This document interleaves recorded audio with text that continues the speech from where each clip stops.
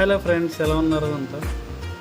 Today వచ్చి 2 kg butter క్రీమ్లో Doraemon cake. ఇది drawing cake customer order వచ్చింది టుడే. సో ఇది బటర్ స్కాచ్ ఫ్లేవర్, కాకపోతే ఇది నార్మల్ కేకు. మీకు ఆల్రెడీ తెలిసిందే, ఆంధ్రాలో బాగా famous butter cream cake. Cool cake అంత ఇంపార్టెంట్ ఎవరు.